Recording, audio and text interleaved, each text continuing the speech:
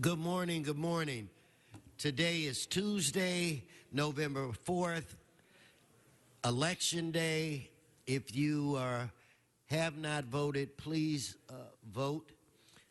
And we will probably remind you again at the end of today's council meeting. Please, we have the ability to vote. Not everyone has that. Let's go out and take advantage of that. Madam Clerk, we do have a quorum. Could you please call the roll and let's get started?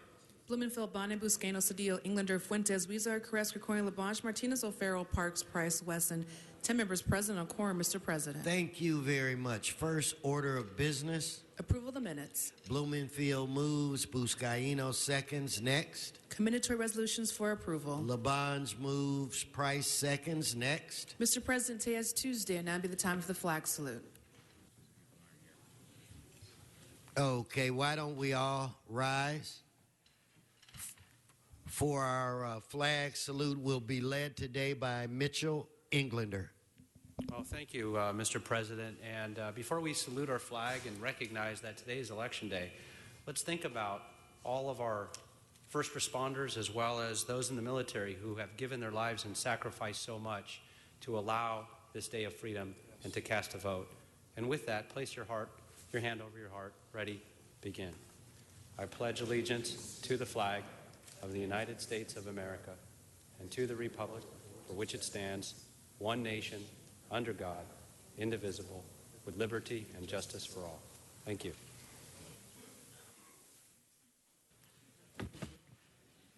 Thank you very much, Mr. Englander. Shall we go through the agenda? Okay, Mr. President, items 1 and 2 are items noticed for public hearing. The Department of Building and Safety reports that items 1A, C, and F may be received and filed inasmuch as the liens have been paid. Also, the department requests to continue items 1B and H to November 25th. Okay, then without objection, that'll be the order. Do you have cards? Yes, cards on items 1 and 2. Okay, so let's move on to the next section. We'll hold both of those items. Items 3 through 11 are items for which public hearings have been held. Okay, now it's my understanding we need to hold items 6 and 8, I'm told. Members? On item 5, I just want to talk to staff, if you could hold that. Let's hold 5 for a moment. Staff here Mr. for Blumenfield. item 5. 9 special. 9 for Mr. Blumenfield. And if we could have staff find Mr. LaBange, see if you can answer his questions. Okay, let's vote on the remaining items. Let us open the roll, close the roll, tabulate the vote. 12 ayes. Thank you. Madam Clerk. Items 12 through 15 are items for which public hearings have not been held. 10 votes required for consideration. Okay, so without objection, those items are now before this body. Specials members. These are 12 through 15. Do we have cards? Yes, cards on items 12 and 13. Okay, let's hold those items and move to the remaining items. Let's prepare to vote. Let's open the roll, close the roll, tabulate the vote. 12 ayes. Okay, that brings us where? On the supplemental agenda, item 16 is an item for which a public hearing has not been held. 10 votes required for consideration. Mr. Parks. I just want to call it special. And what? Which was that? Number 16. Mr. Parks is requesting that item 16 be special. And could we have it out of order? We have 3 police officers. Of course. Of course. Mr. President, that brings council to presentations or items called special.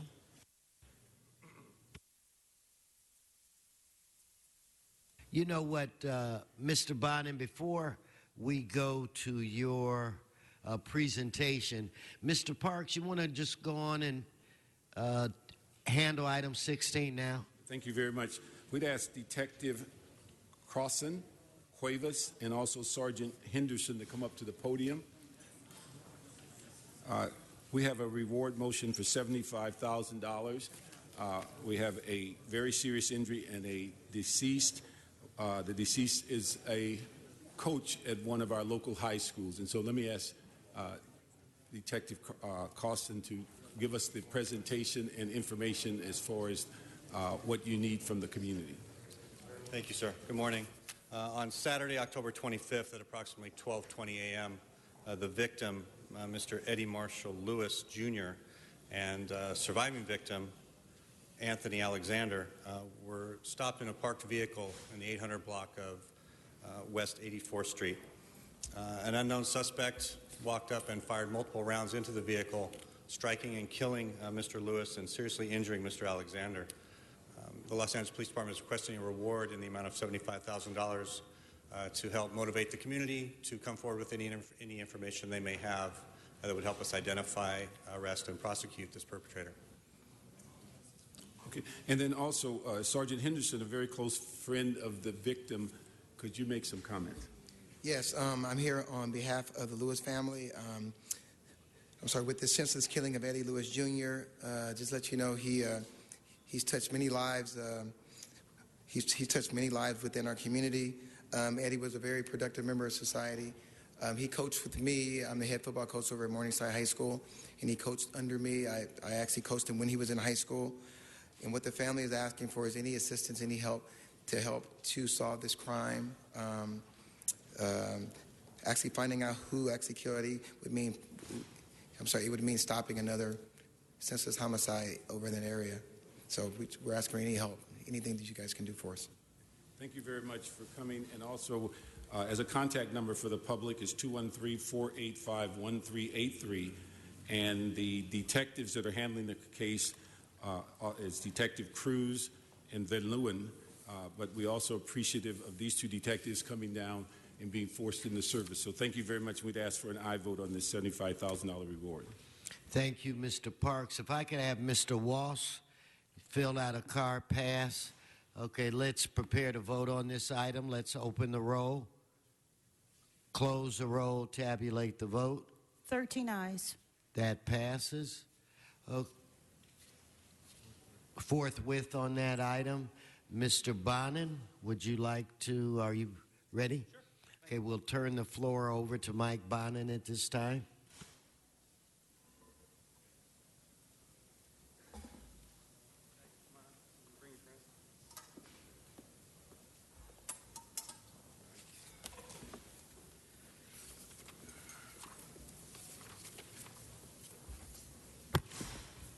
Mr. Bonin, who's that young gentleman to your right?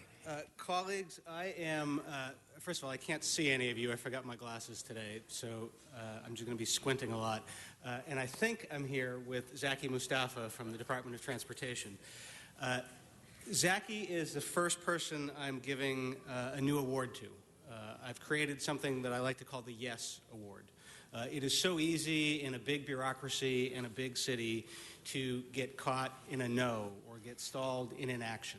When there's so many different competing rules and competing demands from different council members and different agencies and from the public, the easiest thing so often is to say no. It's safe, you can't get in trouble, you're not risking anything, and you're not sticking your neck out. So I want to be able to celebrate those folks who work for us in the city of Los Angeles who are eager to jump to a yes, who are eager to stick their neck out, who are eager to be creative, who are eager to help our communities be better places to live.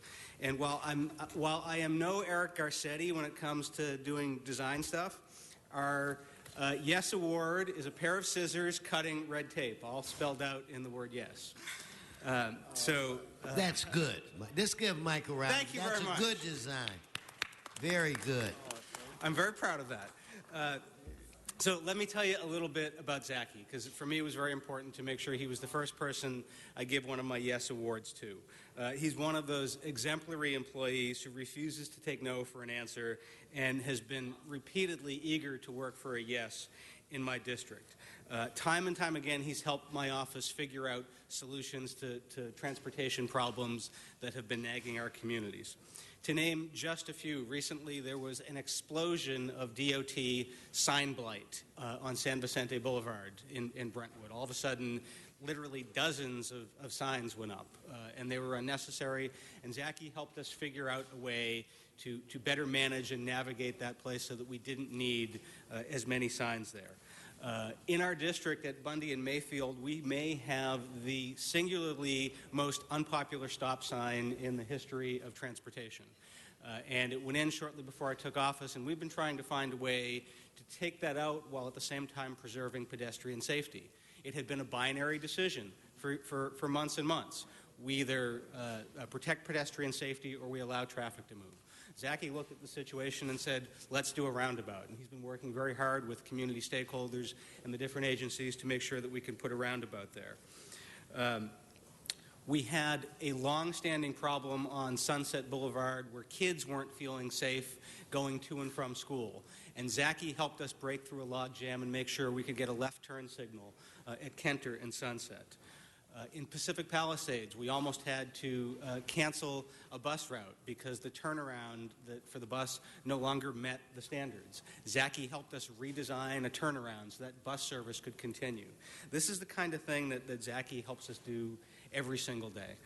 If it comes to a problem I have in DOT, it's a little bit like that line from Ghostbusters, who are you going to call? I'm going to call Zachy. He's thoughtful, he's dedicated, he's a fantastic team player, he's insightful, and he's passionately engaged in making life better for the people who live and work in the city of Los Angeles. He's exactly the type of person I created the Yes Award to honor, and I am pleased to give you the very first one. All right. Zachy, before you speak, there are a couple of members on the queue. And Mr. Bonnet, a very long time ago, in 1987, when I was selected to be Chief of Staff to Councilman Nate Holden, we had a lot of transportation issues within the district, traffic signals and stop signs and what have you. And I was just striking out with the department. And basically the department kind of assigned Zachy to work personally with me. And I asked Zachy, help me win. Don't tell me, I can lose on my own. Help me win. And he was remarkable where it related to the things that we were able to do. The community was very, very appreciative to me, but it was Zachy who, when, you would hear 2 or 3 no's, somehow this guy could come in and turn it to a yes. So personally, I think it's very fitting that you create this award and that Zachy would be the first person that you would give it to, because if there ever was a person that believes that the customers come first, it is Zachy Mustafa. And Zachy, you've been a dear friend and you're aces at what you do. I'd like to call on Mr. Englander at this point. I can't sit idly as long as Zachy is receiving this recognition, and want to thank Councilmember Bonin for coming up with such a great idea, cutting the red tape. And this isn't just a guy who gets to yes to help us out. We're only as good as our staff. And you look at Zachy and his extended team, his team right behind him. This is really the key for us to get anything done. And talk about an innovative leader. Let me just tell you a story of something he did. And it's actually a story that is shared from what I hear in the halls of this building. An innovator where there was an event not that long ago where the mayor was coming to speak. And don't know which mayor, and I'm not going to get into the details, but the mayor was coming to speak at an event, and there was some traffic issues where people were just running across the street because there were a lot of people showing up to this event. And Zachy reached in the back of his car, and he pulled out the blinking beacons and some duct tape and taped them to the poles. So at night, for this event, people running across the street would see these blinking beacons that you see at construction sites. He turned them on, strapped them to the poles, got an idea that somebody else came up with and patented, and we installed a solar-powered blinking beacon that is actually going to, and already has saved lives around our Granada Hills Food Truck Festival. And these are being installed now, not just here in the city of Los Angeles, but nationally. This is a guy who is not just a way to get to yes, but says, if there isn't a way, I'll clear a path and create something new and just get it done. It's remarkable because we know the department has been decimated. And yet time and time again, he and his team step up to be creative, innovative, and accomplished. And I thank you, Councilmember Mike Bonin, for bringing his team and Zaki here today to recognize them as the first recipient of the Cutting the Red Tape Michael Bonin Award. Thank you. Thank you, Mr. Englander. And for any new members that don't know Zaki, please get to know Zaki. Mr. O'Farrell. Thank you, Mr. President. Zaki, I've worked with you since 2002. And back when I was a new deputy for my predecessor, then Councilmember Eric Garcetti, my nickname for the Department of Transportation was the Department of No. That was literally what I called them. So the fact that we have an award called the Yes Award is really hugely symbolic. I love the Department of Transportation, but it was Zaki Mustafa who personally turned me from calling it to the Department of No to the department that I could work with. And Zaki came through on a very important matter in Hollywood, and it had to do with filming. And it was I think it was a major motion picture, if I'm not mistaken. And there were parking meters that were out of compliance with the look of the period that the film was going to be shot in. Anyway, you came through over the weekend, had them removed in the middle of the night, and they were able to have their filming event, and then they were reinstalled by Monday morning, and it was perfect. Recently, we dedicated a whole set of safety features at a middle school in Hollywood, LeConte, where there had been a tragedy. It was Zaki that came through because he knew and understands at the cellular level the importance of the mission for the Department of Transportation to do all they can to help make our pedestrian experience safer, especially for children. It was Zaki who came through to help install these safety measures as this big press conference was about to unfold. And Zaki, through your work, you saved the day, and I thank you for that. So I think it's a great award, the Yes Award. Let's keep becoming the Department of Yes Transportation. It's such an important department in the city of Los Angeles that affects and impacts everyone's lives. So I congratulate you, Mike, on honoring Zaki Mustafa and his wonderful colleagues standing with you all today. Congratulations, and thank you. Mr. Krikorian. Thank you very much, Mr. President. Mr. Bonin, thank you for a terrific idea. So many of our city staff only hear complaints, and they only hear about problems. And too often, we don't take a moment to just say thank you for doing the extraordinary work you're doing under very, very strained circumstances. And they've become more strained with all the reductions that we've had in the budget over the last few years. And people that are doing the work of this city are doing more with less, and everybody across all departments is having to do that. I think that this is a great idea, and I think that I hope it doesn't come anytime soon, but after Zaki retires, I think you should rename the award the Zaki Mustafa Award, because this is, you couldn't have chosen a better candidate for the first recipient of this award, and I think, as all of my colleagues will probably be able to say, this is the exact model for what we want all of our city employees to be, because Zaki is always one of those that my office has found to be the problem solver. When we have the most difficult situation, the most difficult transportation problem where you have to try to figure out how to comply with all of the nuances of state law and a constrained budget and still get to a solution that keeps people safe, Zaki is the first guy that we talk to get that done. And I can think of many examples, but one that comes to my mind as the budget chair is we had a very bad pedestrian safety problem in NoHo.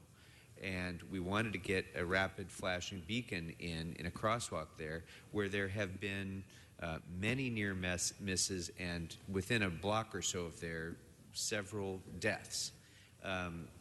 And Zaki was able to not only get that done for us, but get it done for half of the cost of what it should otherwise have cost, which meant that we could put another one in someplace else.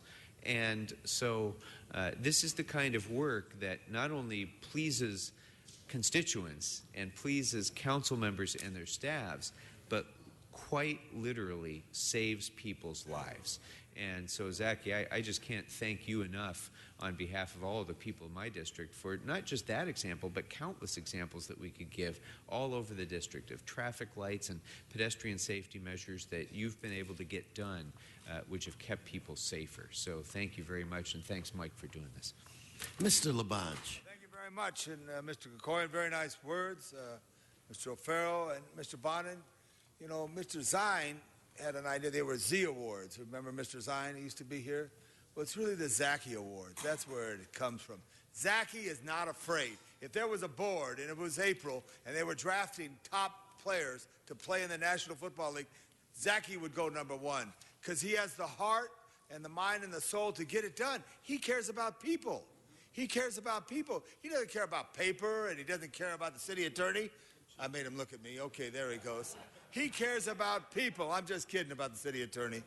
He cares about getting it done for the people of Los Angeles and traffic safety for all elements of traffic, whether it's pedestrians, cyclists, vehicles, goods movements, A+, Zaki Mustafa. And furthermore, he's many times led our city employees who are #1 in the state in the March of Dimes walk and other events, AIDS walks, all these walks that we do. Our public employees are right out there. Zaki has been the department chairperson for it. So if you have a problem, there's only one number at City Hall. It's 1-800-Zaki Mustafa. He's the man. Thank you, Zaki. All right, Zaki. With that, I turn it over to you. Top that, Zaki. Well, thank you very much, everyone. It's an honor to be recognized like this. But one thing we forget, it's not Zaki. It's together we are the best. Because without the team, you have nothing. And a lot of times what we forget is who pays our salary. It's the constituents that elected you. And we forget that we are serving them. And we need to come up, when you come to us, we need to come up with answers. Not necessarily can't do it, but how can we make it happen so that it's safe? Safety is our #1 issue. And I'm really excited about our new leader because that is her first priority, safety. And again, Zaki can't do any of this without the team. I don't do anything. It's a team. They do it. They're the one that makes it happen. And one thing I do want to mention, what Council President had mentioned when he was the field representative for Councilman Nate Holden. We were in his office a long time ago, and as he was, Councilman Nate Holden was chewing on his pistachio and telling our general manager, Ed Rowe, and Councilman Herb Wessing standing right next to him, you got 30 days to get this signal done at Motor and Tabor. I don't know if you recall that. No, I do. But it was the process that we devised with our team to install that signal from day one to the day it got turned on. 30 days has been the process that's being used by Nationwide. So it's a team that comes up with ideas and how we implement it. So it's really, truly an honor, and I'm not retiring right now. Good. So thank you very, very much. Who's with you? With us, we have a great team. Scott Morrell, he's leading our signal work. All right, whenever you call Scott. about Scott's the one that's making it happen. Next to him is John Sam. John Sam is the gentleman when I get a call from you about a special traffic control device wanting to be installed in a certain location. And of course, we can't buy it because it's not on the bid, or of course, we can't get it because we haven't bought it before. John figures out how to do it. Bill Shaw is running over there. He's in charge of signal timing. He takes care of all the signal timing issues about roundabouts and stuff like that. And Mr. Dick Wong, he's the genius in getting stuff for the city, making the contracts happen. Without the team, nothing would happen. When we asked Zachy if he brought his family with him, his answer was, yes, I brought my work family. All right. Let's give Zachy a round of applause.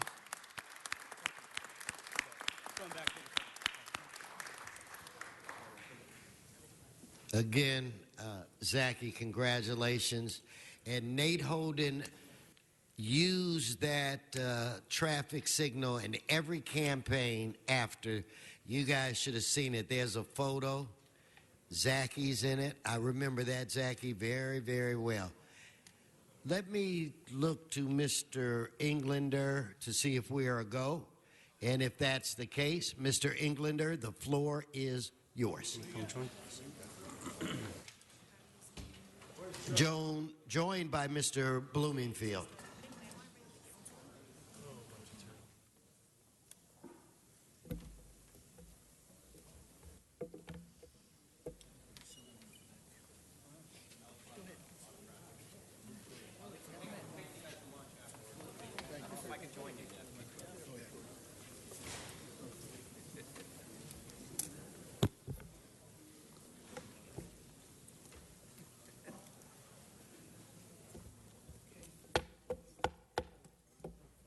Mr. President, colleagues,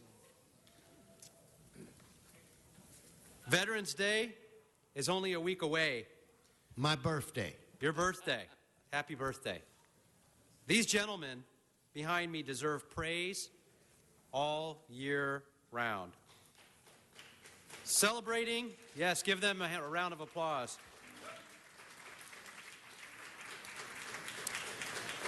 Celebrating the contributions of Wings Over Wendy's, or WOW, on Election Day actually makes sense. When you consider the selfless sacrifices this incredible group has collectively made to cement the very cornerstones of our democracy, including the right to vote and the right to equality. We have a short video prepared, actually, to introduce you now to WOW. If we can roll the video.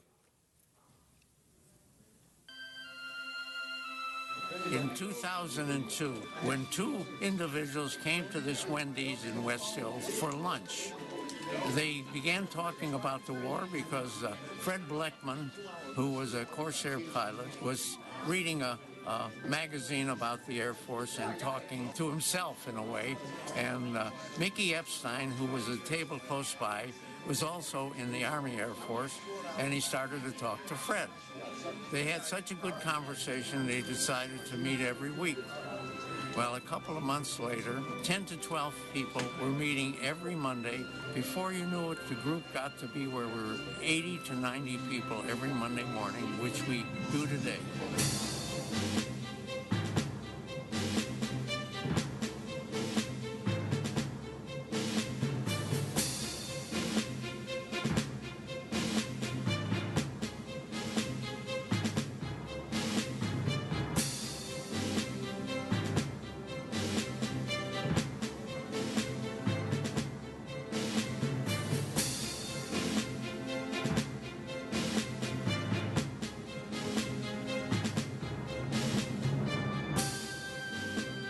Wings Over Wendy's has provided a terrific outlet for these veterans to come down here and tell their stories that they don't normally tell to their families.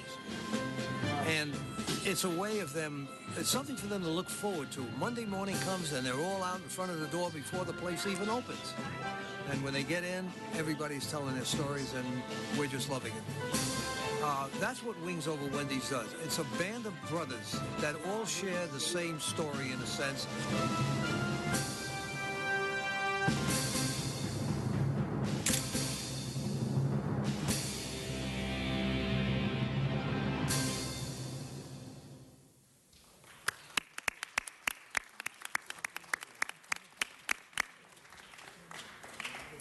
So powerful was the initial conversation between Fred, they called him Crash, and Mickey Epstein, the two founders of WOW, that out of that fateful meeting came the realization that carries weight 12 years later. Every Monday morning, in fact, without fail, they meet at 9 a.m. They both recognize that many of their comrades who stand behind me, with those who have passed since 2002 when they founded the organization, the therapeutic value of getting together on a regular basis, sharing their stories, was undeniable. This was truly a band of brothers. They've been referred to as the greatest generation for their humanity and courage. It remains so to this very day. 12 years later, on a whole bunch of Mondays later, WOW has expanded to include members of every branch of service and every conflict, from the skies over Germany to the jungles of Vietnam. There are no dues or no rules, no pretense, just the shared experiences of having answered the call of duty against all odds at a time that was the thing you did because it was the right thing to do. Even now it is difficult to get them to sing their own praises, but worry not, for Bob and I will. For most of these charming gentlemen behind me, the real story began over 70 years ago, as the world was quickly descending into what would become the defining moment in modern history, World War II, against the greatest military threats we've ever faced. From small and large towns across the United States, these young men, some of these guys just barely 18, and in fact, I've met many of them that told me they lied on their application and they weren't quite 18 yet because they really wanted to serve this country. Among the ranks, you will find too many Silver Stars, Purple Hearts, and others, and every other decoration possible, too numerous to count, from countries all around the world. As a matter of fact, one of their more diehard members, Clyde East, who unfortunately just passed away this past August, was the single most decorated pilot in the history of U.S. aviation at one time. But it's the stories that create the camaraderie that is the backbone of WOW, stories that truly make history. Among these stories, people like Art Sherman, who runs the Monday meeting himself, a member of the bomber crew who was shot down on his 13th run over Austria in 1943. Art jokingly says that after he suffered a head wound and was grounded, the brass figured it made sense to make him an intelligence officer. Their stories also include conflicts and battles we have only seen in movies or television shows. The Normandy D-Day invasion, the Battle of Midway, the Battle of the Bulge, Iwo Jima. I want to take a moment and acknowledge somebody who couldn't be here today. Our longtime Daily News columnist, Dennis McCarthy, who stumbled across this group years ago and decided to write a story about them. I was talking to Art. He came out recently to an event that we held. We brought all the principals together of all the schools, K through 8, middle school, high school, in CD12, and we brought Art there to speak. One of the things they've done now is they've partnered with the Museum of the San Fernando Valley. Scott Sterling is here as well, runs the museum. Thanks, Scott, for being here. And you can hear real life in real time testimony and meet and shake hands with and hug and sit down with and hear from their perspective and their voices, from their heart, the history. Art said something there that was incredibly touching. He said, take advantage of this living history. We will come to any school at any time for free. We will sit down with our young people to talk to them about our stories and our history. And 10 years, 15 years from now, none of us will be here, perhaps. These memories will leave with us. So the fact that they not only come together in unity, in history, in humanity, they've opened up their lives to all of us to hear, to listen, and to thank them. Our true heroes here on Election Day, and we have Election Day because of them. I want to thank them for everything they continue to do. Let's hear it for WOW. Wings over Wendy's. Let's all stand up and give them a round of applause. Thank you for everything. Everybody stand up. They risk their lives for our freedom.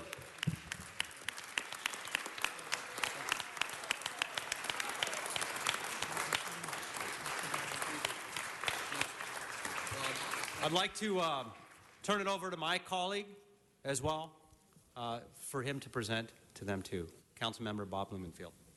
Great. Thank you, Mitch. I agree with everything you said. This is an amazing organization, an amazing group of people that I've gotten to know over the last 6+ years. You know, you talked about they got started over coffee and they've shared their stories. Well, remember 6 years ago, I went to the Wendy's on Platt Avenue for the first time in '09 to start talking with them about, they were in my assembly district, or what was going to be my assembly district back then.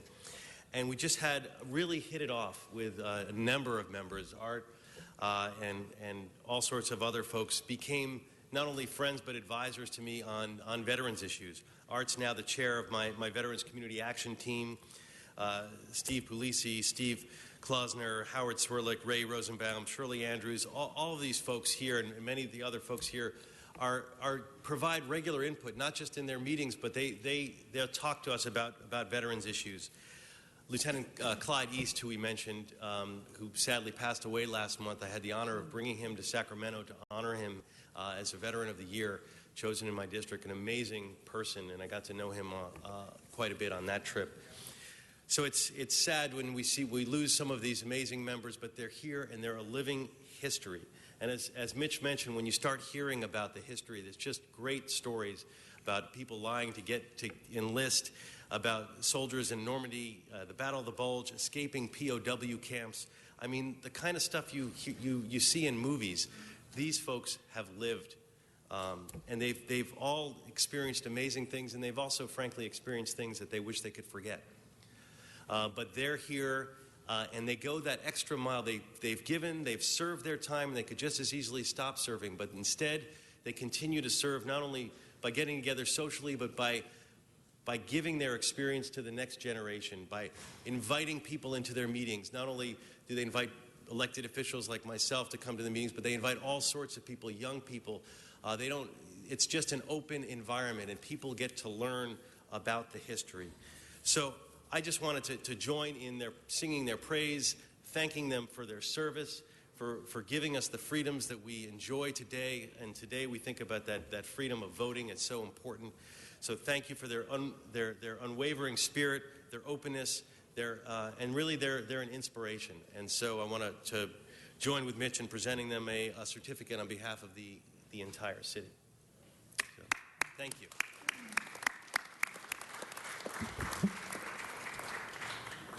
Yes, I do have, or do you want me to wait? Well, I wanted to ask Art Sherman to say a few words as well, unless you had some members that wanted to speak. Well, we do have Mr. Labange. Mr. Labange. I just wanted to rise this year's Tournament of Roses. Louis Zamperini, who left us this year, shot down 47 days, survived the sea, was an Olympian in the 36 games. How special that is that he's still the Grand Marshal, and his family will be in the parade. And Luke Zamperini, the great building and safety executive, is his son, a city member of the city family. But I rise too, because on Monday night, Gail Halverson. How many know who Gail Halverson was? The candy bomber in Berlin. You guys are too young to remember that guy. He flew into Berlin, and as he flew into Berlin, when the airlift came, when the Soviets shut us off, he would wiggle his wings and drop the candy for the kids. And he was honored in New York City last night as the Man of the Year for Lufthansa Airlines. So I rise for all who've done it, and the way you did it, and how you continue to do it. There's nothing like our veterans. I know Mr. Krikoyan's got a program coming up next week for all of us, but you today here and all the work, congratulations. And Mr. Englander, you continue to hit them out of the park, and Mr. Blumenfeld as well. Thank you for bringing these great men and women down. Congratulations. Mr. Krikoyan. Thank you, Mr. President. Thank you all for your service. Thank you for your service to our country when you were in uniform, and thank you for your service now in helping us all to understand the sacrifice that's necessary to maintain a democracy. My dad was a combat veteran of the Marine Corps in World War II, fought on Okinawa. Some of you might have been flying a Corsair over Okinawa when he was slugging his way through the marshes and the jungles there. And my dad passed away. And so my kids his grandkids won't be able to hear about that sacrifice from him. They won't be able to hear the stories of his patriotism and what it meant to serve a country. So the fact that you're doing this means so much to the young people of our country. And Art, I've had you out at the Studio City Library speaking to kids, and you've kept them enthralled by these stories, because what you do for the young people who only see these stories in history books, usually with grainy black and white photographs that make it look like it seemed like 100 years ago. And what they need to realize is that this was an eye blink ago in history. This was, during your lifetimes that our country was faced with these challenges, and that you all made these sacrifices, the World War II veterans. And then all of you who've served since World War II and carried on that torch, thank you for your service, and thank you for giving each other strength to both come back and participate in our society and contribute so much to our society, but also to support each other and to encourage others to make that sacrifice as well. Thank you all very much. And Mitch and Bob, thank you for bringing Wings Over Wendy's to us and giving us an opportunity to say thank you. Well said. Well said, Mr. Krikorian. Mitchell, back to you. Yes, thank you. And I'm going to go ahead and turn it over to Art.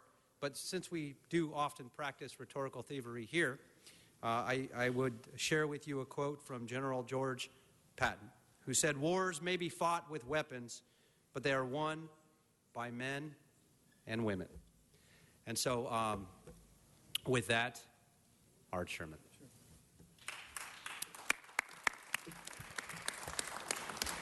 It's very difficult to follow such great speakers, but I'll try. I've been leading this group for about 7 years. It started 12 years ago, as you know, from two individuals meeting. We've practiced the type of policy, whatever your division is, service or what, you can come and listen to the stories. And I say most of them are true.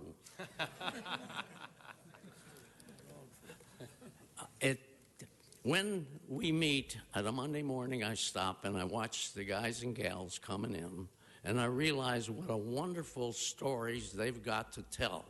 Unfortunately, we are passing away, and the next 4 or 5 years at the library, we will be participating in what we call Conversation with Heroes. The museum, yes. We have tried to go to the schools, the libraries, and various organizations, but there are places that we can show, for instance, a bomb site, which we will have at this museum. It'll be a working bomb site. Your kids or adults can see what we did during the war. The bomb site was a perfect example of our ingenuity. According, when I left bomb school, they said, you can drop a bomb in a pickle barrel. The only problem was the barrel had to be 3 miles by 3 miles. But I can talk about Wings Over Wendy's. It's a wonderful group. We want to tell our story to the kids. They're the ones that have to understand. To be freedom, it's not free.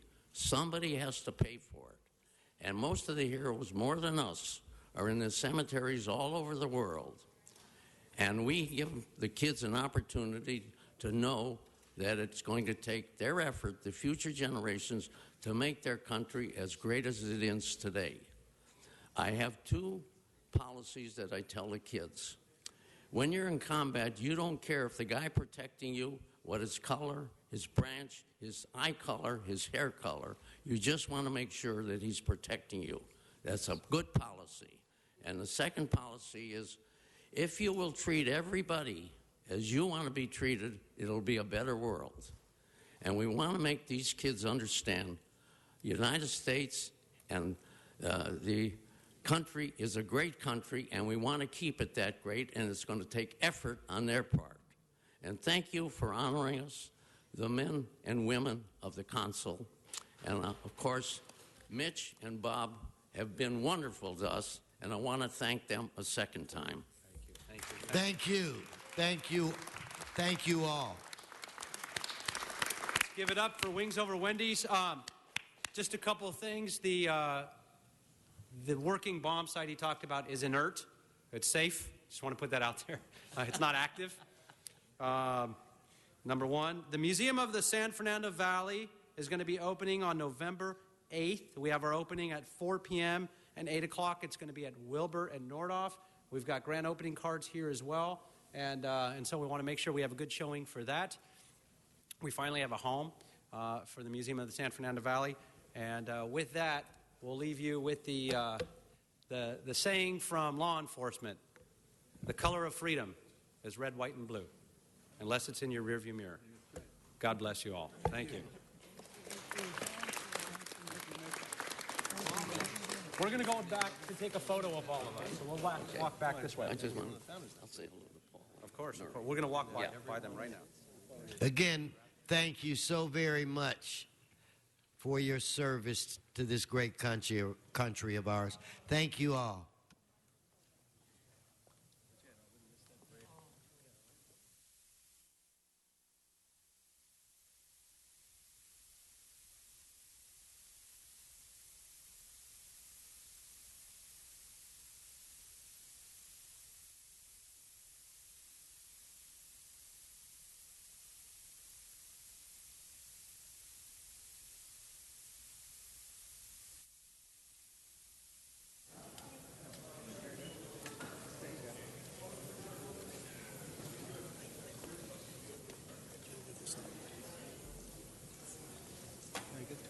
I think you can.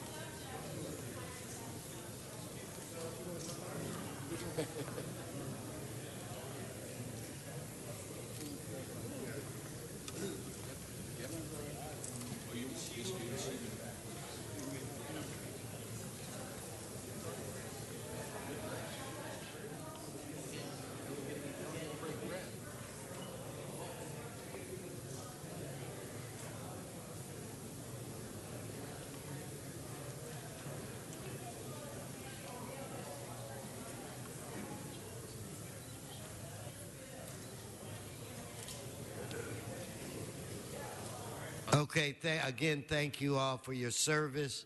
Let us go to item 2. Madam Clerk, I have a card from Mr. Walsh, item 2, and Mr. Herman, I believe. So, Mr. Walsh, item 2. And Mr. President, while he's coming, there's a request to continue item 1D to November 14th. Without objection, that'll be the order.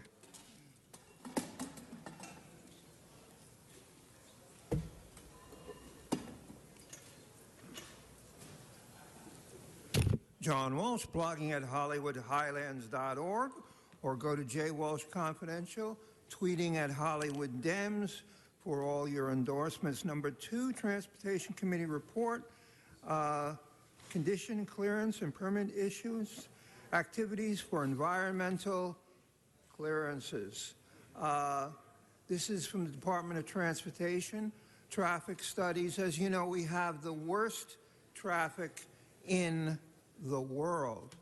The traffic is worse since we built the subway and the rail system, not better. It creates contagion rather than eliminate the curse of traffic. So what we will say right here is HollywoodHighlands.org. Let's get tough on traffic. Mr. Herman.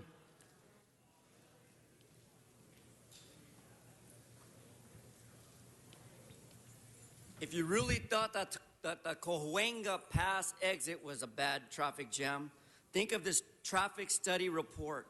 The condition for clearance and permit issuance activities related to the obtaining of environmental clearance to a private development project within the city of Los Angeles. How many effing reports do we need to understand that we are the capital of traffic and the jam is all on your feet, Mr. Attorney, because we continue to have traffic? So let's be proactive and do an accountable report that really benefits all you taxpayers, all you constituents when it comes to the traffic conditions in Los Angeles. And I'm going to hold my time to 1 freaking minute. And don't forget to vote no on Proposition 1 and 2. Thank you. No, thank you. Please stick to the subject. I'm warning you in advance. Okay, let's vote on this, members. Let's open the roll, close the roll, tabulate the vote. 14 ayes. Now we'll go to item 12, where I have Mr. Herman and Mr. Walsh again. Item 12.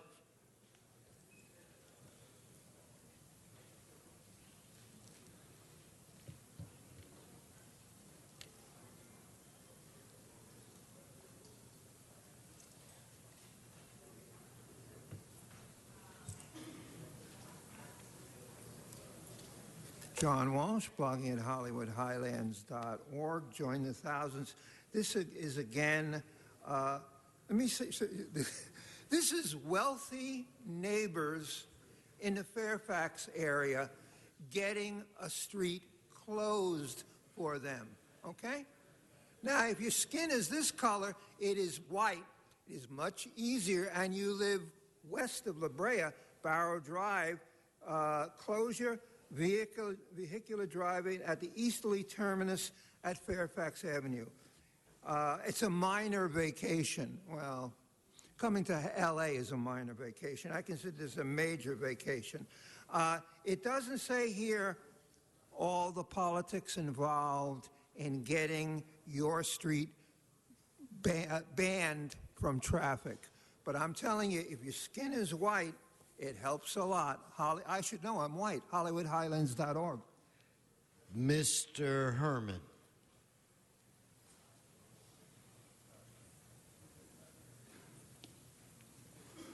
Another bad idea by Mr. Paul Koretz in District CD5. What?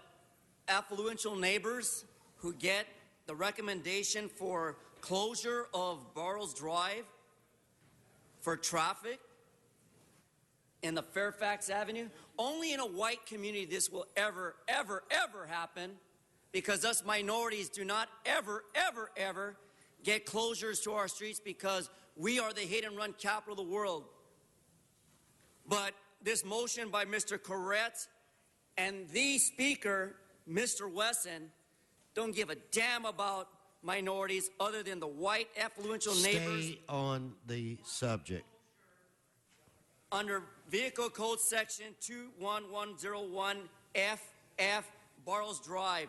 Hold it down to 1 minute. Keep your 6 seconds. Thank you. Okay, let's prepare to vote on this item. Let's open the roll, close the roll, tabulate the vote. 14 ayes. Okay, if I could get Mr. Herman, we're going to go to item 13. Mr. Herman, if you would. It's item 13. Come on, Mr. Herman. No, well, then you have to come back or I'm going to start your time.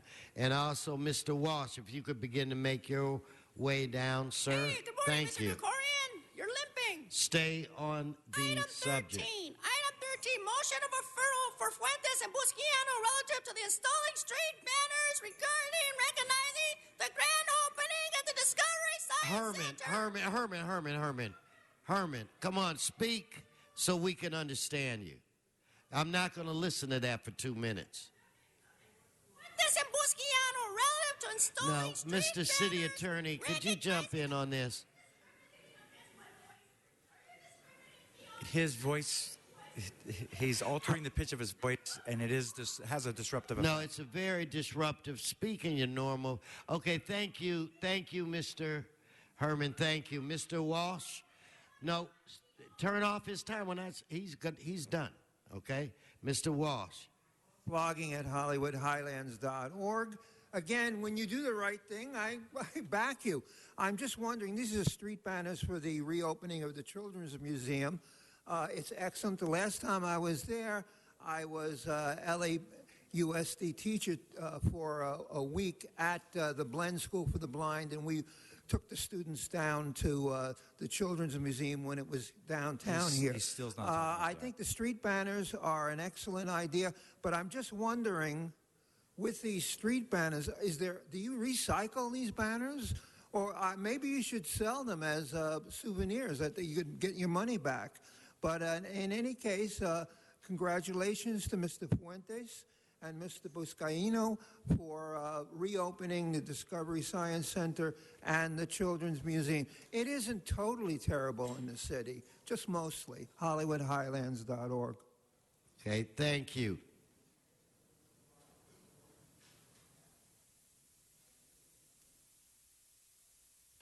Let's prepare to vote. Let's open the roll, close the roll, tabulate the vote. 13 ayes. Okay, it's my understanding that on item 5, Mr. Labange's concerns have been taken care of. So let's vote on item 5. Let us open the roll, close the roll, tabulate the vote. 13 ayes.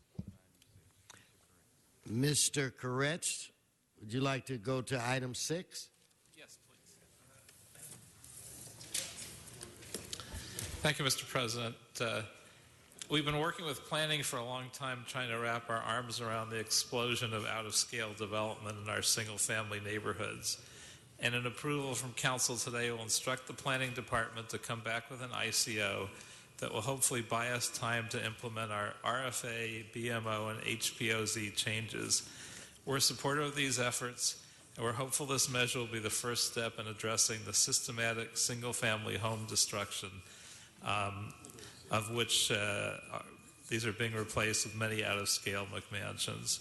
During our work with the Beverly Grove RFA and subsequent requests for similar protections for the North Beverly Grove area, more and more neighborhoods have been calling out for further protections, as their neighborhoods are also being overrun by speculators and developers of these McMansions. Understanding the problem has been spreading in my area, I'd like to ask that we extend the boundaries of the proposed ICO for the North Beverly Grove beyond their original boundaries. Therefore, I'd like to request the neighborhoods in my council district to be given the protections of that ICO be extended to encompass the area within the boundaries of Doheny to the west, Citrus to the east, Santa Monica Boulevard to the north, and Wilshire Boulevard to the south. And that would exclude those areas with existing RFA and HPOZ protections, of course. My office will continue to work with the Planning Department to make sure we apply appropriate standards to these neighborhoods that will continue to allow sensible development during this ICO period. And I ask for your aye vote. Mr. Laban. Thank you. I'd like to ask staff real quick here just to give the council a brief overview. And as staff sits down, if you're in Sunset Square, stand up. If you're in Sunset Square, Cathay Circle, stand up. Holmby Hills West, keep standing. Holmby Hills, El Sereno, stand up. South Hollywood, stand up. Renee, sit down. La Brea Hancock, stand up. The Oaks, stand up. All of these great Granada Hills neighborhoods, stand up.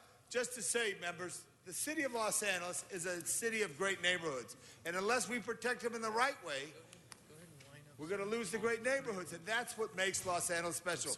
So Alan Bell, the great leader of our planning department, the #1 man in the #2 position, please give us an overview and introduce your team very quickly. Preservation is important. Housing is important at the right spots, but work it together. Don't eat up the houses. You can be seated now. Thank you so much. Good morning, Mr. Bonin. Good morning, members of council, Alan Bell, Planning Department staff. And with me are Ken Bernstein, manager of our historic preservation section, and Tom Rothman, who's supervisor of our code studies unit. Included within the current Planning Department budget, council authorized what the Planning Department is calling the Neighborhood Conservation Initiative. and 4 positions were included within our budget to carry this out. What is before you today would be the launch of this particular initiative, and we have a 4-pronged work program. The first is this very important interim control ordinance that would cover 14 neighborhoods across the city over 7 different council districts. We anticipate that we'll be able to get this temporary moratorium for a period of up to 2 years to council within 60 days. We would immediately begin work on Councilmember Koretz's motion on fixing the loopholes within the baseline mansionization ordinance.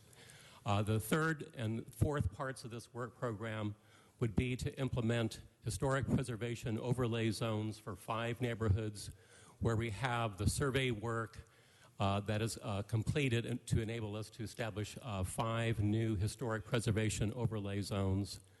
And then we would be establishing new zones or new regulatory controls for an additional 9 single-family neighborhoods. So that would be, that in a nutshell, is the work program. We're very excited about this. We have a good team in place to make sure that we are taking care of these neighborhoods that are experiencing this out-of-scale development. Thank you. They got to work. We got to support them in the budget coming up in April. Mr. President, I thank you, and I thank the community for coming down, because it is all about neighborhoods. And Mr. Koretz, thank you for your assistance. All of us have neighborhoods that we want to preserve. And what they're doing is they're taking down a good home and trying to put up a mansion. You think I'm okay like this? You know, you don't want to steroid me out. You want me like the way I look, right, Felipe? No, you want bigger. Oh, no, brother. All right. Thank you. Now that I regain my composure, Mr. Koretz, could you come forward, Mr. Bonin? Paul? Thank you, Mr. President. First of all, Mr. Koretz, good job in introducing this legislation. I was happy to second it. Question for the Planning Department. Most parts of Los Angeles didn't have an HPOZ or an RFA in the pipeline, so they're not covered by the ICO, but are urgently in need of the relief of the fixes to the loopholes in the BMO. What's the timeline for that? We estimate start to finish, it could take up to 18 months. That includes also the work that the Planning Department would have to do on the environmental clearance. It would mean City Planning Commission review, public review of the draft legislation, City Attorney review, time for the Council and Planning Committee. And then, of course, publication of the ordinance 41 days after it's published. So that's our estimate, start to finish. We believe that is a very realistic estimate. We'll certainly do our best to expedite it as much as possible. We don't want to delay this at all, but that is a realistic estimate given all the milestones that have to be achieved as set forth in the city's charter. I think Mr. Koretz would be happy to join me in doing anything we can to help expedite it. At what point in that process is your work product then ready for public comment, public review? We believe we can get this out once we have the staffing in place, which we believe it will be in January. We believe we'll be able to get it out within about 4 months, with a target of having it before the Planning Commission within 6 months. And then at that point, we'll see what the adoption process, how long that takes. And are you having any problems getting the staffing in place? We have the Planning Assistant Examination Bulletin working with the Personnel Department. We're pleased to report that we actually have several hundred applicants for these entry-level positions. As you know, we have 60 vacant planner entry-level positions within the department. 1 out of every 3 planner positions is currently vacant in the department. We expect that we will be growing the department by 1/3 over the next 3 to 4 months. We believe we'll have the hiring exam from personnel the first part of January. So the money that Mr. Koretz and some of our colleagues helped get in the budget process, that's enough? It's just a process of doing the hiring and filling the slots? Absolutely, that is correct. All right, thank you. Mr. Fuentes. Thank you, Mr. Chair. Alan, you mentioned that you're going to be doing this in a couple of council districts. Which council districts? So as far as all the council districts that are going to have the 14 neighborhoods are included within the ICO. So there are 7 council districts. Council districts 1, 2, 3, 4, 5, 6, and 7.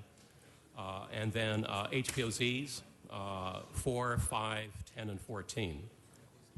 And so what's the current sort of rubric on what preservation is? Does that also include equestrian communities? That does not include traditional equestrian communities. That is correct. Okay, so these are single-family neighborhoods for the most part. I see, but the equestrian communities are also single-family neighborhoods as well. So what is sort of the thinking as it relates to equestrian communities and sort of the preservation of that type of open space? Well, certainly the ICO is intended to provide a pause for a period of up to 2 years to prevent out-of-scale rebuilds and demolitions. Certainly on a longer-term basis, and I'll let Mr. Rothman address this, one of the innovative parts of this work program is to create new zones through Recode LA that would be models for how we would want to rezone the whole city.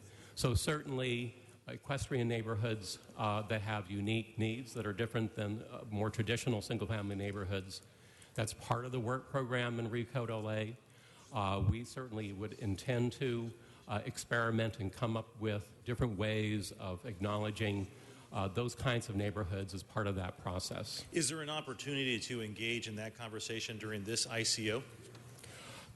I believe that we could look at it as part of the third part of our work program where we're going to be developing new zones that would be models for other areas of the city. So I mean, there are theoretically, Recode LA will sort of address the larger issues, but between now and then, there are sort of impacts in districts like mine that are sort of being affected. So I would love to talk to you about to figure out how it is that we begin the conversation, or at least introduce to your conversation the impact on equestrian areas. The other question that I've got is sort of the impact of, you're talking about sort of the preservation of the character of neighborhoods in a residential sense. Do you address at all the impact that commercial would have if introduced into residential?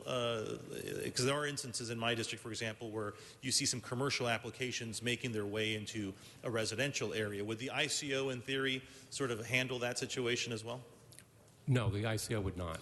It would only prevent, it would only be applying to demolition of existing single-family homes and would prevent out-of-scale redevelopment of those lots. Very good. And so do you bifurcate the conversation between demolition being one element and then redevelopment of a site? That could be some, I mean, you could have open land and the development of something being sort of completely different. So you'd bifurcate that, wouldn't you? Yes. So these are all neighborhoods that are currently zoned only for single-family homes. So generally speaking, what the ICO would do, it would prevent, certainly on the HPOZ side of the equation, the demolition of designated historic homes. And then for the single-family neighborhoods, there would be allowances for a modest rebuild if a demolition is to occur to make sure that it is not out of scale. And then during that ICO period, we would come back with new zoning regulations that would be permanent regulations that would be able to go into place. So we're timing the work program to coincide with the 2-year lifetime of the ICO. Very good. Thank you. Thank you, Mr. Krikorian. Thank you very much, Mr. President. I just wanted to thank Mr. Bell and the planning staff. In our district, we had an enormous challenge with this problem in Studio City. And we were able to, with a lot of hard work, craft a residential floor area overlay specific to Studio City that was more restrictive than the baseline mansionization ordinance, and has really helped address or at least stem some of the problem. It hasn't prevented it, but it's at least stemmed some of the worst of it. And the way that we did it was to incentivize good design elements. And I think sometimes we focus too much on just size alone, and we lose sight of the design element component. Like Mr. LaBonge, if we had to have a bigger one of you, we could, as long as there's an appropriate setback between you and me. That would be fine. That would be fine. But some of those design elements prevent most horrendous, ugly, McMansions that really destroy the character of a neighborhood. So I just want to make sure that my constituents understand that what we're doing today does not alter the hard work that we did to protect Studio City, and that in fact Valley Village, the neighboring community that's also being similarly impacted right now, will be protected to the same degree that Studio City is being protected now as well under the ICO. So there's not going to be a change of the RFA, but rather there's an ICO that will protect Valley Village with the same standards as under the Studio City RFA. Is that correct? Yes, that is absolutely correct. And the Plum Committee report modified the instructions to just simply expand the boundaries of the current RFA area to include the Studio City and Valley Village area. So if projects are compliant with those regulations in the adjoining area, then they would be able to proceed. And if they did not, they would be subject to the ICO. But whether or not the boundaries are expanded or a new RFA specific to Valley Village with the same standards is applied, we don't know yet. But in either case, there won't be any substantive change to the Studio City RFA one way or the other. No, absolutely not. Great. Thank you very much. Mr. Koretz. Thank you, Mr. President. I want to thank the Planning Department for all their good work on this, as well as my colleagues, Mr. Krikorian and Mr. Labange. And I just want to note, for the record, rather than listing the boundaries that I had suggested, let's pass this as is, and I'll just ask to work with Planning Department to define the exact boundaries. Okay. So with that, I ask for your aye vote. Thank you, Mr. Koretz. Okay, Madam Clerk, open the roll. Close the roll, tabulate the vote. 15 ayes. Okay, can we go to item 8? No, the public hearing was already satisfied in committee if you're talking about that we didn't have one here. It was already satisfied.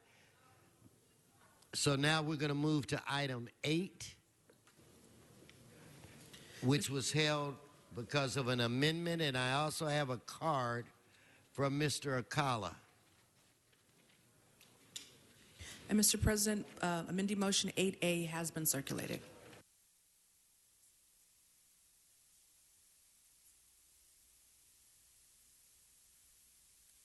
Mr. Akala, are you going to speak or are you giving up your time?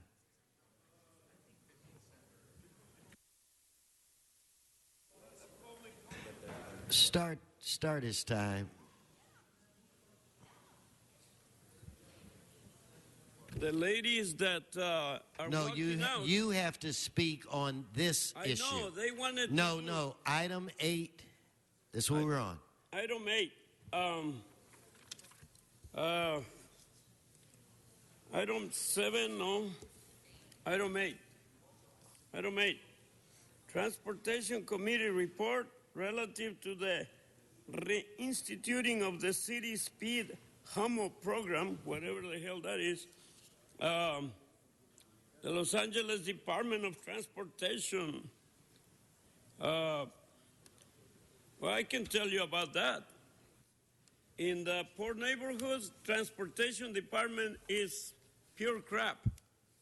Speak to the item. Speak to the item. You're not going to get away with being ultra in vague. conjunction with the city administrative office, develop a funding strategy to restore a program for the installation and removal of speed humps based on traffic safety considerations, industry practices, and input from emergency response agencies. This will probably cost the general public millions of dollars, which is, not quite right. But somebody has to pay for the politicians. Stay on the item. Yeah. Report in 30 days to the Transportation Committee relative to modifying the Los Angeles Department of Transportation project application, 1 year expiration, creating procedure for installing it. Damn, just cut off the hump. Thank you. Thank you very much. Your time has expired. Let's open the roll, close the roll, tabulate the vote. 15 ayes. Okay, now getting back to item 6, to the people that are here, that all of the public hearing on that issue was handled in committee, and we don't reopen it up once you get to the council floor. So the public hearing was held in committee, and that's why we did not take public comment on the issue. I will have somebody come and see exactly what your problem. Where is Mr. Labange? Michael, would you go and have a conversation right over here on the back on my left side?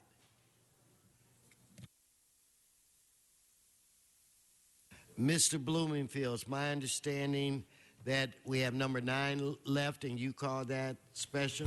Just wanted to make a couple of comments on number 9 before we Go vote on right that. ahead. Which is, in the West Valley, improving transit efficiency is going to inspire residents to ride the bus, which in turn will reduce traffic and in turn achieve the city's long-term goals of mobility. For too long, transportation in the West Valley has not been a big enough priority. And Metro's Orange Line is the only east-west dedicated transit way and is an essential backbone of Valley transportation. It's the second most popular bus line and is running at maximum capacity at this point during peak periods. Metro is in the process of developing a study to examine options for enhancing service performance and ridership on the Orange Line, and they've concluded that in assessing the bus rapid upgrades, the potential for converting the Orange Line to light rail is a real possibility, but they also have identified proposals that need our collaboration right now that can make a significant impact, specifically using real-time information gained from the signal system of the location of buses, developing a software program to signal operators to show operators when they need to speed up or slow down. The entire trip on this stretch of the Orange Line, 18 miles, takes approximately 48 to 66 minutes. Looking at raising the speed limit in a safe and appropriate manner can save riders up to 8 minutes per trip. Now, that may not sound like a lot to folks listening, but 8 minutes per trip each way is a major reduction and improvement in quality of life for folks. And I really want us to pursue this. This is an important initiative, and that's why I'm asking for your aye vote to allow the Department of Transportation and LAPD to move forward with this important initiative. Thank you. Thank you. Mr. Krikorian. Thank you, Mr. President. Thank you, Mr. Blumenfield, for continuing to champion improvements in the Orange Line.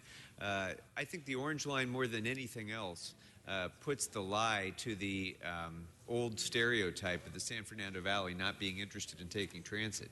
We have such a success with the Orange Line that it is well beyond its capacity now, and improving capacity and improving convenience is going to take it to the next level. Now, there's long-term things that we're going to need to do, significant upgrades to that infrastructure, but there's also intermediate and short-term things that we can do, and those are the sorts of things that we're pushing forward today with this motion, and that Mr. Bonin and I will continue to be pursuing with the Metro Board as well. But there's things we can do right now, and that takes our city getting with the program and working closely with Metro in order to do the kinds of enhancements that Mr. Blumenfield has been championing. So I respectfully ask for your aye vote. Madam Clerk, let's see another speakers. Let's open the roll, close the roll, tabulate the vote. 15 ayes. 15 ayes. Next item. Item 1, call special for cards.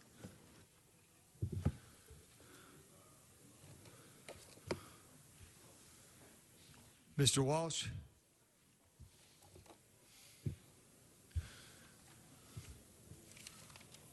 John Walsh.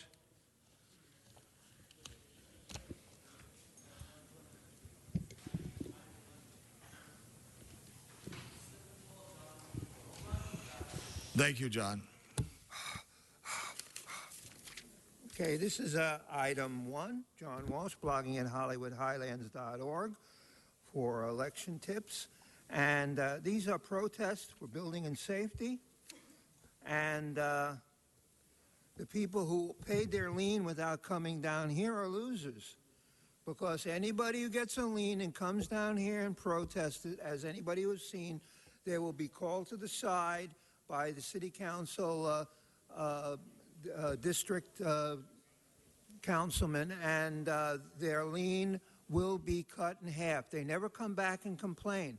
So all of you who didn't come here and didn't complain, you just, here's one for $1,180. You just lost $550. HollywoodHighlands.org. Donna Perriman. Donna.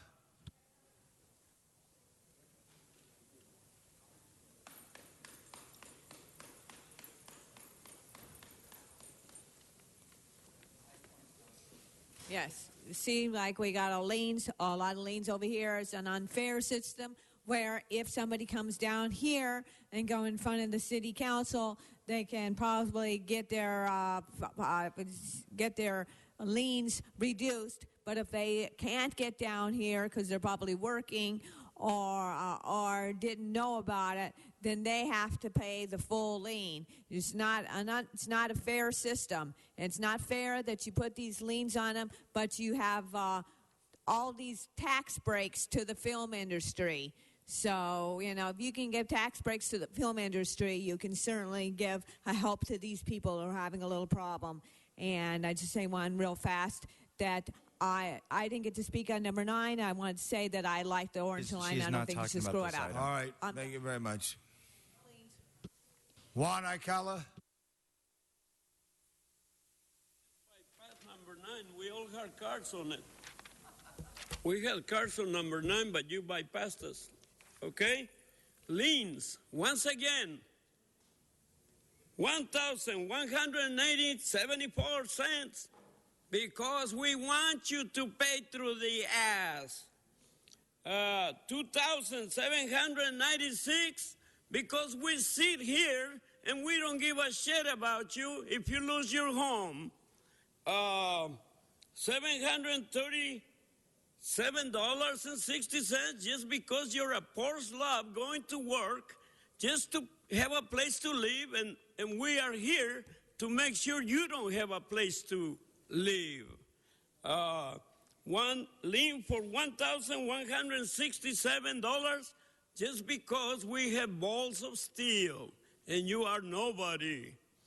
And lien for $3,438, and you probably are never going to hear about it until we sell your stupid house from under you. Sucker! Why did you buy a home, you idiot? Lien for $1,615 because City Hall is never tired of riding limos and first-class planes to everywhere in the world. Lien for, holy shit, I don't know how you don't get tired of receiving money from everything, parking meters, everything else. What the hell is wrong with you people? You have no soul. All you care is about your own stupid little programs. For the general public, anyone who's offended by that speech, that's free speech allowed by the federal government. I apologize for some of the foul words. Mr. Herman.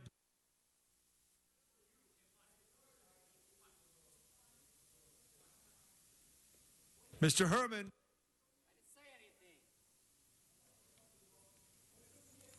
Angelenos, you've heard the protests and appeals or objections, and these are the voting decisions that our elected officials have taken the apprehension towards you under Article 4, Section 4, democracy is a tyranny. We, the republic, then there is a difference of what Plato said, that every state in the Union, a republican form of government, that we should not give up our homes under the conditions of these liens and the entitlements that the city infringes on your rights. For example, in CD 9, 751 East 76th Place, a lien for $1,167.76 by Mr. Price. Mr. Price, did you hear that? CD9, 751 East 76th Place. And Charles is well aware of that. Charles, our building and safety, is well aware of that. And all of you that are not listening while Mr. Herb Wesson is speaking in the background, I say to you, we are here to protest the appeals and the objections against the citations, inspections, and costs by the lien process of illegal action by the City of Los Angeles without due process, without certification by mail to the individual owner of that effing property. So you're violating the rights of those Republicans in a form that you constitute to your own. And so I say to you, by the lien and by the shortness of we speaking and laughing with the city attorney up there, is this: stop the process of the illegal liens and send out certified mail, Mr. Krikorian. Thank you. That completes item number 1. No speakers on the queue. Open the roll. Close the roll. Tabulate the vote. 15 ayes. 15 ayes. Next item. Mr. President, that brings council to general public comment. Okay, general public comment will be 1 minute today. 1 minute today. Mr. Walsh, 1 minute. Thank you.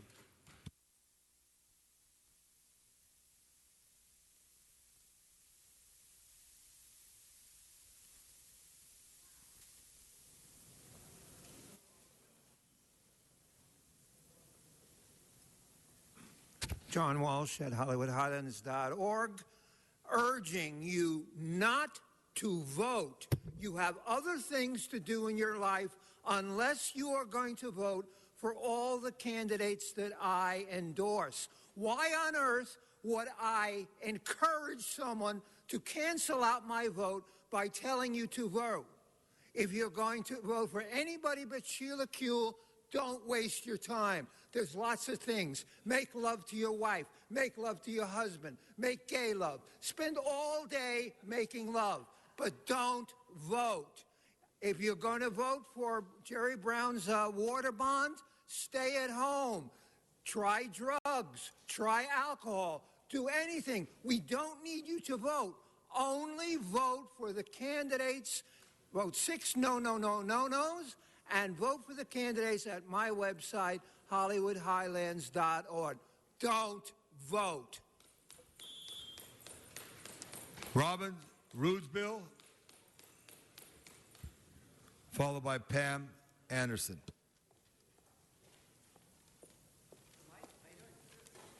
Good morning. My name is Robin Rudisill, and for purposes of identification, I am the elected chair of the Venice Land Use and Planning Committee, but I am not representing that group or the Venice Neighborhood Council here today. I'm here as a Venice stakeholder. I came here to tell you that I am very, very concerned that Venice is in a crisis. And there's overdevelopment, illegal development, inflated real estate prices, and not enough is being done about it. We need help, we're not getting it, and thus we're asking for help from this council. I'm here to beg you to put a moratorium on Venice development.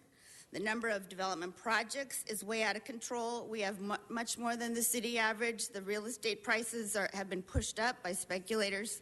It's a scary situation, and the residents are very nervous and upset. The character of our protected coastal neighborhoods is not being protected and gets more and more out of scale every day. We're under assault. Please help us. Pam Anderson. Morning, council members. My house is 100 years old. I'm here to ask that for a memorandum that Venice be placed on the HPO list, POZ, please, preserve Venice. It's unique and quaint. We still have a lot of historical landmarks that need to be preserved, and there's a rapid demolition, destroying of the cottages and the original bungalows there, and we're just asking to help get things in place to preserve things or stop things or slow them down temporarily until we can sort out the importance of this.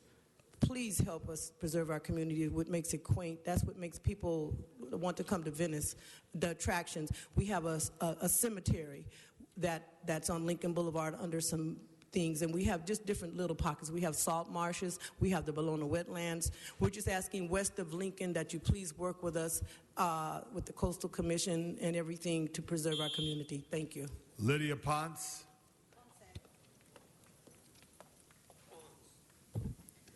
Good morning. I stand before you grateful for the day, and I want to tell you how very much disgusted I am at the assault of the City of Angels. Doing the ethnic cleanse, socioeconomically affordable housing is at the bottom of your to-do list, because if you really wanted to do something about it, it would have been done a long time ago, including previous representatives.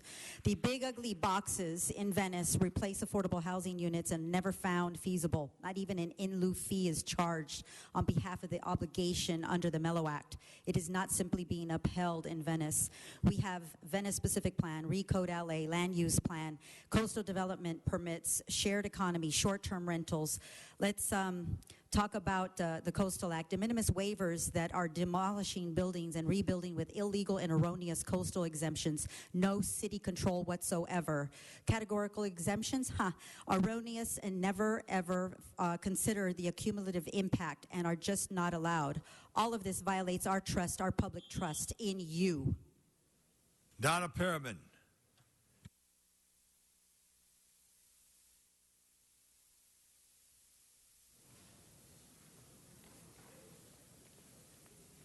So much I can't say because I'm down to 1 minute. Anyway, I want to say, vote Republican. Vote no on number 47. Councilman Bernie Parks said it would be a misdemeanor for date rape without knowledge or consent. It's rape, period. I agree with Councilman Parks. Vote for Susan Shelley in the 45th District. She wants to save Pierce Farm and get rid of the wasteful bullet train. Vote for Mark Reed, 30 congressional seat. Ricardo Benedict, the 18th Senate seat, and vote for William Callahan, leader, not Tony Cardenas, for the 29th District, because he won't do anything. We need to vote Republican because the Democrats are not doing anything, especially Obama. He's manipulating the Constitution and corrupting it. We need all the the Democrats, all they do is they don't care for the blacks. All they give them is low-wage jobs, welfare, and substandard housing. Daniel Gus.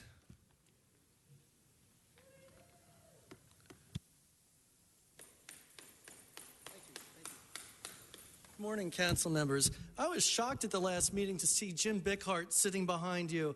I want to remind you that when he worked for Mayor Villaraigosa's office, Mr. Bickhart was suspended for going on the Yo Venice blog, creating a fake identity, Snake Plissken, and encouraging kidnapping of homeless people from Venice, taking them out to the Mojave, and popping them with a semi.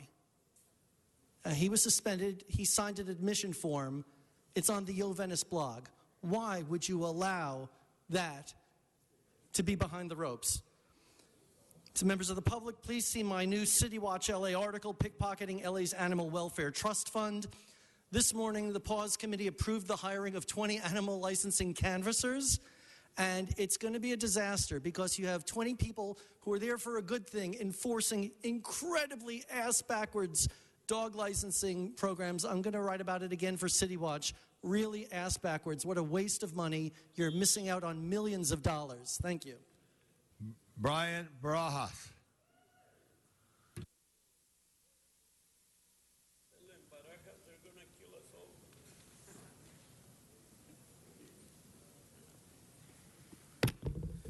All right, let me make a clear point. Anybody voting for Jerry Brown, don't. Anybody voting for Neel Kashkari, don't. They're both losers, both of them. They're worth nothing. One, Neel Kashkari would give you fracking, which is monopolizing and destruction of the, our water supply and putting in danger the public health. Governor Brown is an idiot. not like his father who supported the NWAPA program. Now, that's the times that we're living in. We have incompetence trying to be voted, and that's true. And some of our citizens need to grow up. That's what we face, people who are incompetent. They can't even bring themselves to say the word republic because they don't know the difference. And I blame, well, who? I'm doing something. Juan Alcala. Switch seats.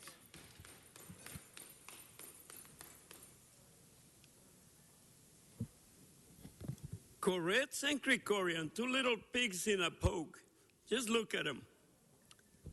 Two little pigs in a poke. One of them was born prematurely. I wonder if you can guess which one.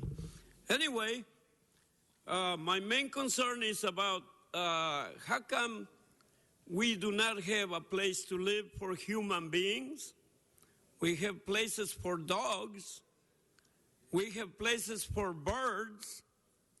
We have places for every single animal that's supposed to be a dumb animal, like Mr. The one up there, the so-called president. Every damn animal has a place to live, but the smart animals, human beings, keep each other homeless. What a bunch of stupid idiots. Read my book, The United World of Free and Clear, and there is a way to get out of this bullshit, okay? William Kisman. Sorry.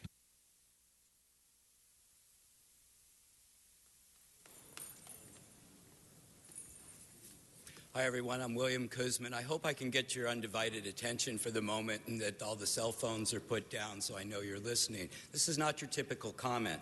I wanted to state that, first of all, there was a procedural violation in the Planning and Land Use Committee meeting regarding addressing the issues of the interim control ordinance. I needed to state that publicly. It has been addressed formally. When we talk about loopholes in the baseline mansionization ordinance, let's address the loopholes in the tool called the Residential Floor Area District, which says it's for a majority of homeowners who want to raise or lower the BMO. But there are loopholes that allow the City Council, City Planning, and the Director of City Planning to eliminate those loopholes. One other thing is there's a 90-day time limit for passing an RFA district once initiated, and also it says in the municipal codes that an RFA district, once established, the boundaries cannot be changed. Therefore, you cannot extend the boundaries of an existing district to another. Thank you very much. Henry Marine.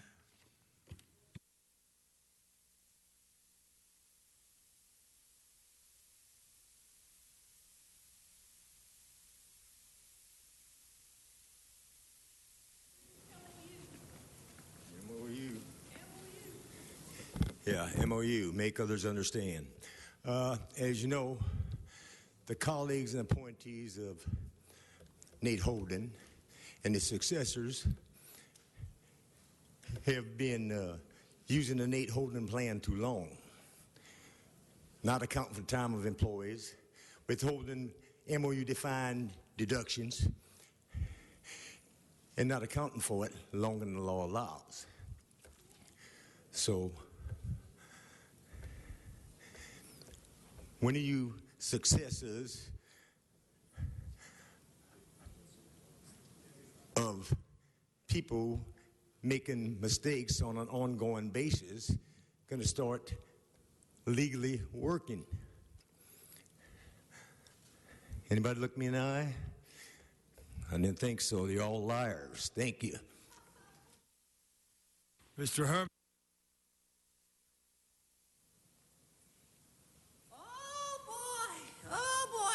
Daniel Garcia is a severely handicapped gentleman who comes here and protests.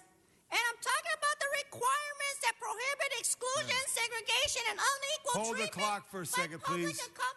Hold the clock. Mr. Herman, holding your clock, please. Could you please tone it down and just speak to the council? Go ahead. Daniel Garcia is a severely handicapped person like the majority of you retards. And I'm talking about the segregation requirements by unequal treatment. And no, I'm telling all of you, vote no!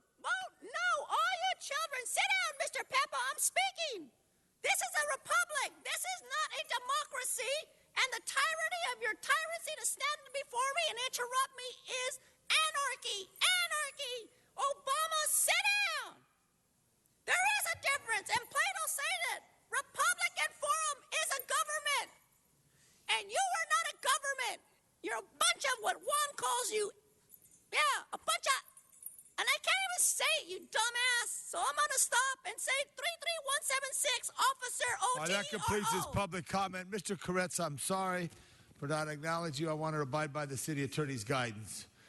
Mr. Koretz. I just want to ask the city attorney if somebody testifying is screeching in such a way that you actually can't concentrate on what they're saying and their only purpose is to disrupt the meeting, is that speech or is that just babble without an attempt to speak? It's a good question. It was had a disruptive effect as he was screeching, and I think that was the intent. And this is a regular action, so to deal with this in the future, is there a way to research? And Sergeant, will you please? For the record, you have people disrupting the meeting. Both Mr. Akala and Mr. Herman have been doing this consistently. They're yelling from the back now, obviously disrupting the meeting. If there's some way that you could research this particular issue, otherwise we're going to be listening to unintelligible screeching without being able to understand the actual points that he's making at every single meeting. Thank you, Mr. I could do that. Attorney. Look at that. Thank you, Mr. Koretz.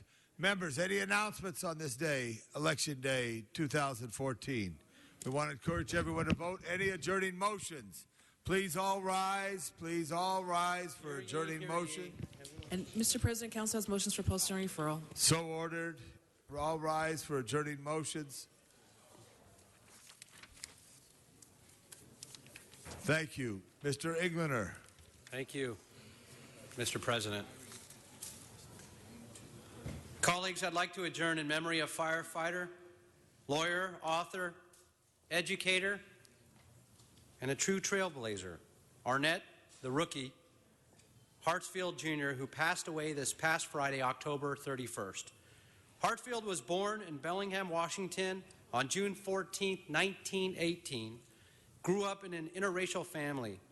His family moved here to California in 1929, and Arnett graduated, Mr. LaBonge, from Manual Arts High School in South Los Angeles before joining the Los Angeles Fire Department in 1940, where he served at Fire Station 30, 14th and Central Avenue, one of the city's two only all African-American fire stations, the other being Fire Station 14 located at 34th and Central, until the department integrated the stations in 1955.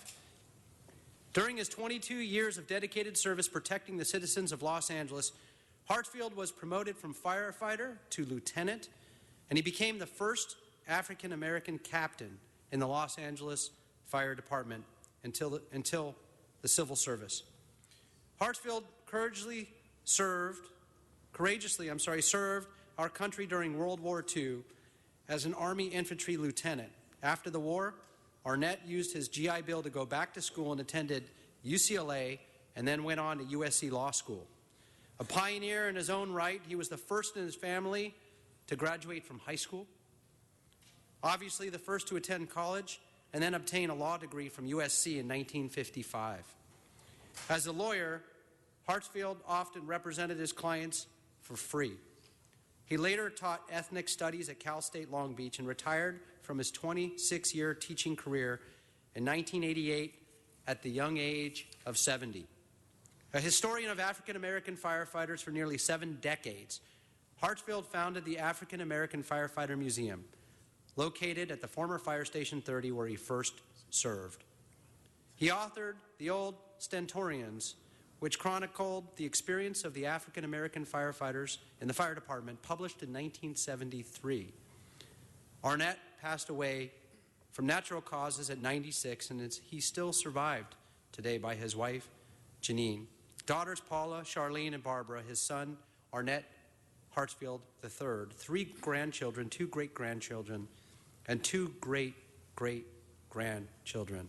He was an American hero that lived amongst us, changed countless lives, and will forever be in our hearts and remembered as a true Angelino and an angel. May he rest in peace. Thank you. Thank you. I want to add to that, too, at all the members. What a special man, Mr. Koretz, as you know. how he lived and how he participated in his post-life and his support of the African American Fire Museum. He truly was a sweet human being who really went through a great struggle in the segregated fire department. And the fire chief at the time did not integrate the fire department, was fired at that time. So a great history that he lived, and a beautiful human being. May he rest in peace. Mr. Koretz. Thank you, Mr. President. I just want to add that he also ran for the school board in 1973, and that was one of the first political campaigns I worked on. I was an admirer of him back then, and it's not so easy to run because you had to run more than citywide, so it was a very difficult effort. But he would have been a great member of that body as well, and I have a lot of respect for him, and I'm glad that we are adjourning in his memory. Thank you. Members seen, Mr. Buscaino.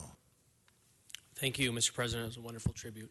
Colleagues, I ask that we adjourn in memory of a family friend of ours, Francesca Vitale Weatherhead, who was tragically killed in a car accident on October 6, 2014 at the 6 Mile and Beach Daily in Redford Township, Michigan, by a man who was running from the police.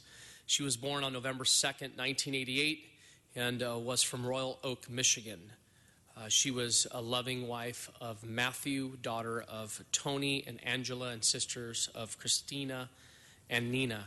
She was also survived by her niece, Adriana, her in-laws, Bob and Shelley Weatherhead, sisters-in-law, Macy and McKenna, and her brothers-in-law, Marcus and Mitchell, and many aunts and uncles, both here in the States and in Italy. She touched so many lives. Her favorite line was, "I love love." May Francesca Vitale Weatherhead rest in peace. Tragic loss. Thank you. Thank you. Any other adjourning motions? Mr. Krikorian? Thank you very much, Mr. President. Colleagues, I'd like to ask that the Council adjourn in memory of a longtime Valley resident, Eva Marie Bradley, who was also known as Eva Marie Fleming, who passed away on October 22nd peacefully at the age of 103 at Valley Presbyterian Hospital. Many of you might not have known Eva, but you know her son, David Fleming, an icon of the San Fernando Valley, leader of our business community, our legal community, and I think when we see the great works that our offspring do, we know something about the way they were raised. And I think seeing the contributions that David has made to our city and to the San Fernando Valley tells us a lot about Eva, who was born in St. Louis in 1911. She moved to Davenport, Iowa in 1934, where she raised David and David's two brothers, his older brothers, Dr. Edward Fleming, who was a nuclear scientist who actually worked on the Strategic Arms Limitations Treaty with the Soviet Union, as well as John Fleming, who devoted his life to the YMCA as a counselor. So it really says a lot to the commitment to service that Eva instilled in her children, to see what her three sons were able to do. She was preceded in death by her first husband, Edward Fleming, who was an executive at Electrolux as well. And then in 1982, she remarried retired United States Air Force Colonel William Bradley, who passed away in 1988. In addition to David, Eva is survived by 4 grandchildren and several great-grandchildren. Obviously, a very rich and long life, well lived. So I'd ask that we adjourn in memory of Eva Marie Fleming. Very good, Mr. Krikorian. Thank you. Seeing other adjourning motions, we conclude this meeting today. Thank all the staff, and we move forward. Continue to serve the city well.